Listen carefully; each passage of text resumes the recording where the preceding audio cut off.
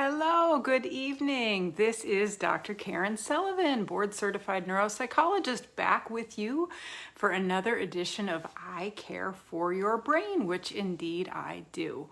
We have been at this now for 5 years doing these education and empowerment lectures here on Facebook and on YouTube, and we have educated ourselves about all the multiple ways tremors can be present in someone's life. We've talked about movement disorders that have both motor symptoms and non-motor symptoms, things that are apparent to you but not necessarily apparent to your doctors, things that are subjective versus objective, things that can be seen, things that can be evaluated, and we need both sides of understanding to really arrive at a human approach to movement disorder. So we always try to make sure that we communicate that this is a neuropsychological condition. To say movement disorder is really kind of antiquated. We really need to improve our language and how we talk about these symptoms.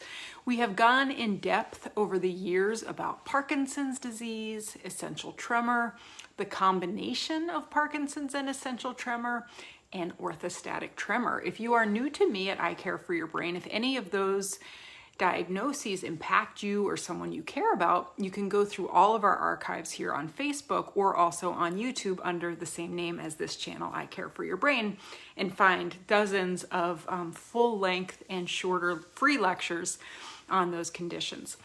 One aspect of movement disorders that we've spent quite some time on is the long and windy and grueling road to a diagnosis. For so many of you, this was a years and years endeavor of trying to find your way to the right specialist, usually a movement disorders neurologist, who can listen and take into account all of your symptoms, when they started, how they have progressed over time, what makes your symptoms worse, what makes them better, what approaches have helped. And one of the things we focused on in that journey to the correct diagnosis is what I just said, what makes symptoms worse. So tonight's lecture, for those of you in the movement disorders community, we're really in service to these two questions. So we want to talk about diagnoses being accurate. We also want to talk about what makes them worse.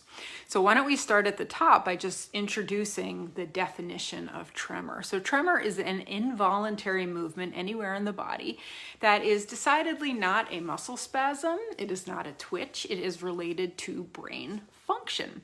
Tremors are classified by subtypes. So we've got resting tremor, we've got intention tremor, sometimes also a code action tremor.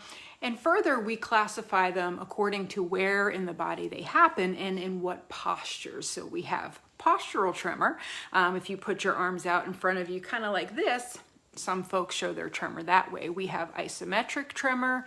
We have tremors that are one-sided. We have tremors that happen on both sides of the body. And what a movement disorder specialist really does is listen to all of those features and then comes up with the very best diagnosis that fits that specific classification.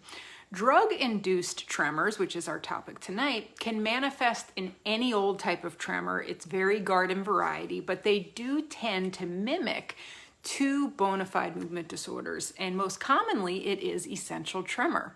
Secondly, it is Parkinson's disease, which a sister diagnosis to what we call PD is Parkinsonian Syndrome, which a lot of people get put in this kind of waste paper basket diagnosis because it's not quite real full-blown PD, but there are some features that are Parkinson's disease-like. So oftentimes if it's drug-induced, now remember, it can either mimic a movement disorder or it can exacerbate symptoms of tremor in someone with a movement disorder. And I know some of my people who follow me here, a lot of you are in the ET community, in the PD community, and in the OT community. So we go by acronyms here a lot in the world of brain health, but it can certainly mimic those conditions. But I think most of you who are listening have arrived at the correct diagnosis. And so I want you to listen tonight with an ear for maybe could these things be making it worse. So sometimes drug-induced tremors do affect the jaw. They can affect the lower limbs, but most commonly they usually wind up looking like ET and PD. Tremor as a very broad symptom category is extremely common as we get older. Tremor so often is kind of in a lazy medical model way, often diagnosed by providers as familial tremor, the dreaded benign essential tremor. That's by doctors. What I typically find in my patients is that as soon as there's a tremor, people jump to the conclusion they have Parkinson's. So it's kind of interesting how those two groups label things. There are so many causes for tremor. So as a neuropsychologist, if I have a patient, as we go through all of their symptoms and we get to some physical symptoms, if they tell me they have noticed they've had a tremor, some of the first things I'm doing is reassuring them that it's an extremely common symptom and that we need to do a workup to determine if it's related or not to a brain disorder. We talk about, when did it start? Is it on one side or both sides? Is it upper extremities? Is it lower? Does it happen all the time? There's so many different features. That's why movement disorder neurologists and neuropsychologists are key brain health partners when you have a tremor, because if someone just simply looks at you shaking, if they jump to the conclusion that it is familial or benign essential tremor, it's oftentimes not a correct diagnosis because they just don't have the framework to do the correct workup. So when I talk about drug-related tremor, I'm talking about any chemical changes that happen in the brain to produce uncontrollable shaking. So this can literally be chemicals you put in your body. This can also be chemical changes that happen in the body that affect the brain. So these can be related to something as common as caffeine. It can also be related to hypoglycemia if your blood sugars get too low. Hyperthyroidism is a classic for shaking.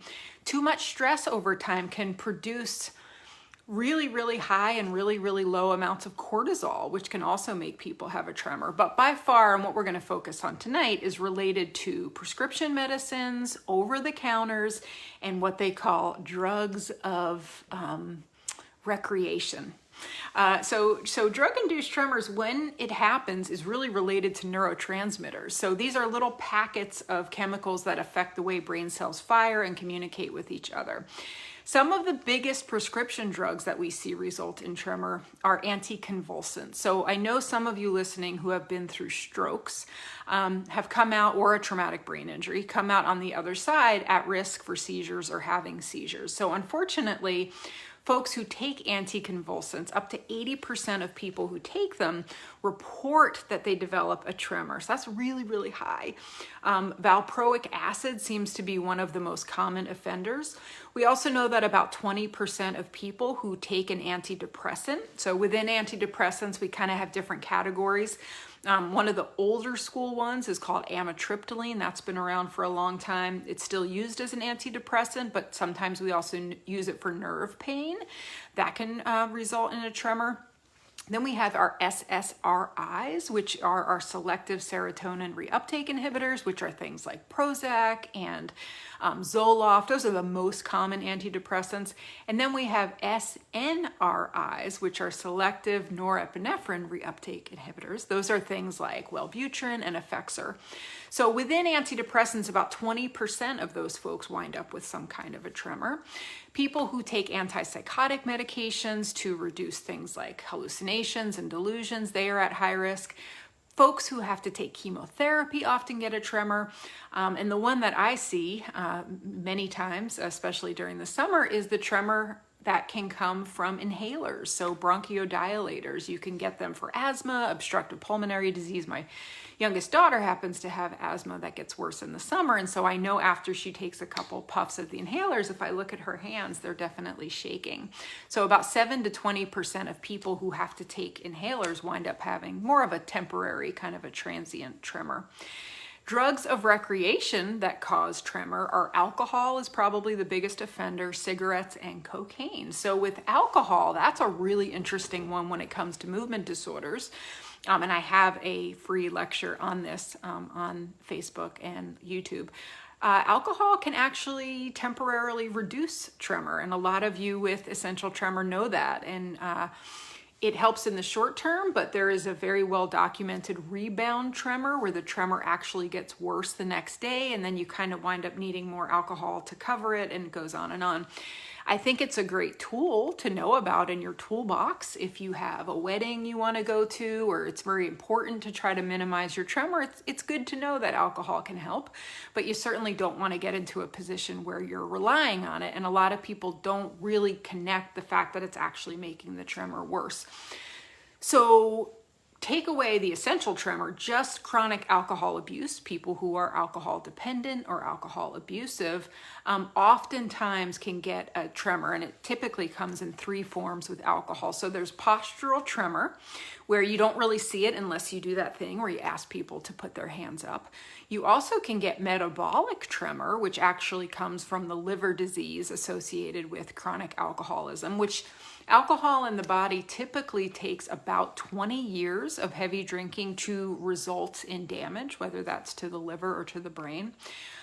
Or you also can get a leg and trunk tremor that is related to cerebellar degeneration in the brain. And so the cerebellum, many of you know, is one of my favorite parts of the brain, mostly because patients don't get enough education on it. And so I find it really helpful to validate for folks that cerebellum is not just about balance. We also know it's at the heart of what is not going well in essential tremor. And so sometimes folks with alcohol damage you can notice it when they have a spoon and they get close up to their mouth, or their writing can start to get really shaky. Cigarette smoking will actually take a tremor and double it in amplitude. So tremors with cigarettes tend to get a lot bigger. It's probably related to the nicotine.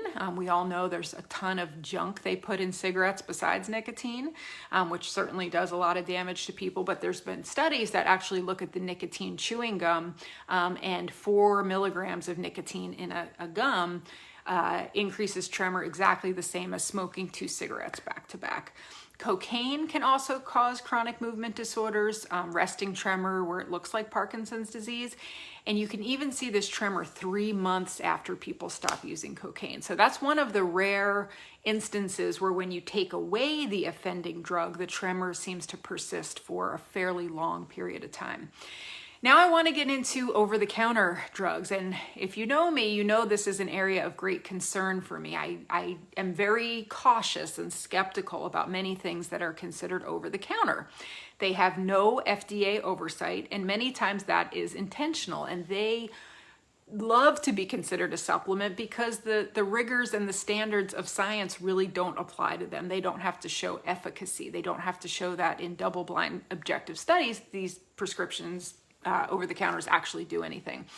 So the typical place you're going to find a over-the-counter that makes tremor worse is in things that are related to cold medications, allergy medications, and anti-appetite, so it's appetite suppressants.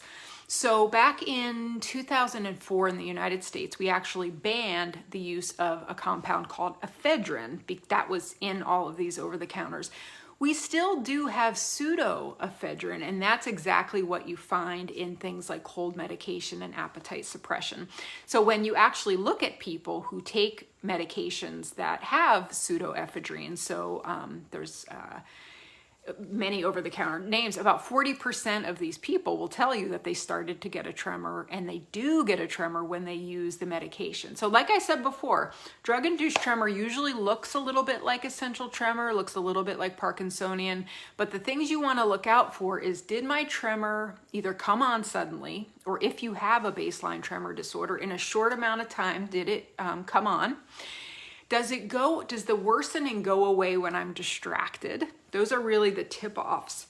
So what that means is, if I'm not paying too much attention to it, might I look down and see that the tremor is back to baseline? If you focus on it, drug-induced tremors tend to get worse, which is kind of an interesting observation. It can be one drug, it can be a combination of drugs, it can be a new drug that you're taking, it can be getting off of a medication.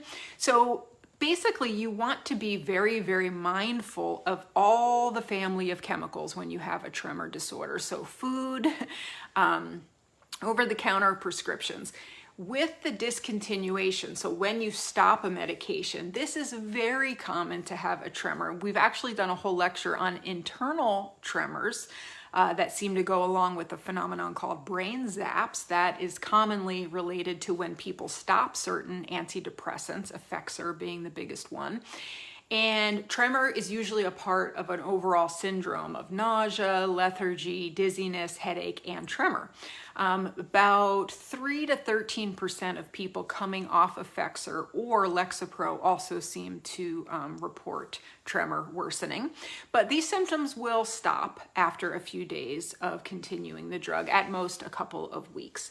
So in order to minimize any of these symptoms when you have a tremor disorder, anytime you need to come off of a medication, I want you to talk with your doctor about a slow taper. Do not cold turkey. It would be very unwise of you to make any decisions. Like even based on what I'm saying today, I want you to bring it to your doctor, your medical expert, your partner, hopefully, and talk about concerns and then make a decision. And if there is a decision to stop a medication, I want you to really do it slowly under their guidance, okay? Typically, these drug-induced tremors do go away once you take the offending agent away. We have to spend some time talking about caffeine because you think of jitters, right? If you think about taking in too much coffee.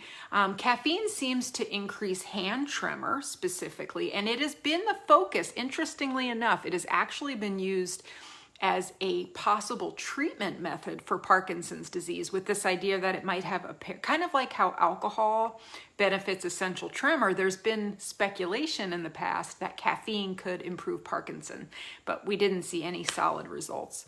So who is at risk for drug-induced tremor? Well, anyone really. So the older you are, unfortunately, the more likely you are, just because you have other risk factors that are piling up. More common when you are doing something called polypharmacy, and this is if you are taking more than 5 prescription medications at a time. Men are more likely, and it's more likely to happen when you're at higher doses, or immediate release medication. I thought that was pretty interesting. For all of my supportive ET community out there, I came across a very interesting article in my research that I just had to share with you because it does kind of fall under this idea of caffeine and tremor. So in 2018, our essential tremor hero, Ilan Lewis, the preeminent researcher on all things essential tremor, I love his work because he does take a whole person approach to essential tremor and has really done most of the studies that look beyond just this idea that it is a benign tremor. So as we all know, ET does have a strong genetic component and seems to run in families. You might not know this though, that first-degree relatives of people who've been diagnosed with ET are 5 times more likely to develop ET than members of the general population. But within that 5 times, there's an even larger group that never gets diagnosed, but actually has subclinical essential tremor. So meaning that it's not quite diagnosable, but they have a tremor that is more than just kind of an average person.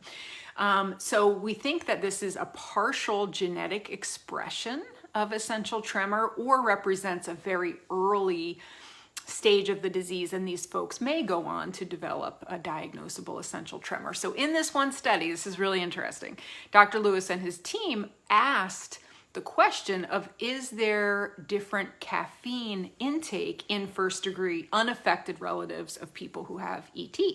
So he had folks who have ET in a study, and he asked them for a list of all their first-degree relatives that had not been diagnosed with ET, and he called them, and they confirmed, you know, they had never seen a neurologist. They evaluated them to make sure they didn't meet criteria for ET, but then they asked them about their daily caffeine habits, specifically their intake of coffee and tea. So it was really interesting. So in the end, they came up with 263 people, which is a nice, robust number for a research study. They made sure that they were matched on things like education, race, cigarette smoking, mood, how many prescription medicines they took, how often, how many hours of sleep they got at night. So when they do that in science, they're basically trying to keep everything else steady, so they're just looking at those variables of interest. And sure enough, what they found was that family members of folks with ET were different in terms of their subclinical tremor and their caffeine intake. So indeed, many of these people actually did have a very, very, very slight tremor. They don't say they have ET. They've never gone to a doctor. They've never been diagnosed, but sure enough, and on average, they take in between 30 and 50% less caffeine than control subjects who don't have a family member with ET. They drink less coffee and tea and drink more decaf. So this was like, what the heck? So the researchers interpret this. Is it possible that people who have a genetic predisposition to ET on some level are modifying their behavior to reduce sub-threshold tremor? So the idea is that, you know, they don't identify as having a tremor and maybe they don't even notice it, but because caffeine does make tremor worse, are they on a subconscious level taking in less of those tremor producing chemicals? I thought that was really interesting. So some of the article goes on to talk about, you know, at which level do people start to become aware of their tremor and then acknowledge that it's bothering them to the point where they seek a brain health evaluation. I think that's really fascinating. So if anything I've talked about piques your interest or you are concerned, I always in my lectures provide a very practical application, okay? So the first thing you want to think about is, in a short amount of time, did your tremor start or get worse? Think of everything that happened in the 2 to 3 weeks before that time period. Did you start a medicine? Did you come off a medicine? You want to try to put the best, most accurate descriptions on your tremor, so when you go to the doctor, and you may have to advocate to go see a movement disorder specialist, you want to be able to tell them what side of your body does it happen? When does it get worse? What makes it better? What makes it worse? What tasks are you doing when the tremor happens? All of these things are clues that will help a good brain health doctor put it all together. I want you to think about if there's any other symptoms that could be neurological that go along with it. So sometimes people have difficulty walking when they also have a tremor. They could have pain, they can have numbness, they can have tingling, their sleep can be off, they can be confused, they can be depressed, they can be anxious. Try to remember that a lot of things that go wrong in the brain happen as a syndrome. Very few things are monosymptomatic, one symptom. Bring a list of everything you put in your body that is in a pill, okay, or a liquid really, over the counter, not just your medications that are prescription. I want you to be a very good record keeper and bring it with you. If you do over-the-counter things, make sure you are looking at labels. A lot of the way, especially all the garbage in the brain health fitness world that claims to make your memory better or your attention better, a lot of what they're using are stimulants like caffeine and that pseudoephedrine. So it might be snuck in there like green tea. You know, one of the medicines that I take that I know has caffeine is Excedrin, makes a wonderful migraine medication. And a couple times a year I get these very stubborn headaches, and the only thing that works is Excedrin migraine. I should look to them for sponsorship, huh? And it's because of the caffeine. So where I live in southern United States, people love their Goodies headache powder. If you are from the South and you've heard of Goodies, give me a thumbs up so I know you guys are out there. You have to just be aware and weigh the benefits. Sometimes caffeine can tremendously help us. Other times it's in our diet. We don't even realize it's actually making tremor worse. So just be cognizant and aware. You might want to switch to decaf. You might want to monitor it, keep a little tremor journal, and just kind of see if you do have a tremor disorder, when does it go up and down.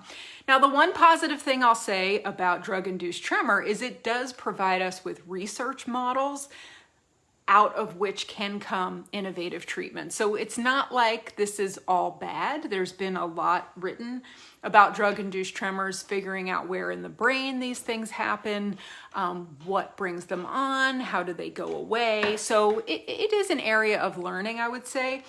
But as we all know, part of what concerns us as an I Care for Your Brain community is that these things just aren't communicated to patients, the very people that are affected by things like tremor. This should be a part of every single person's neurology appointment, certainly their movement disorders appointment.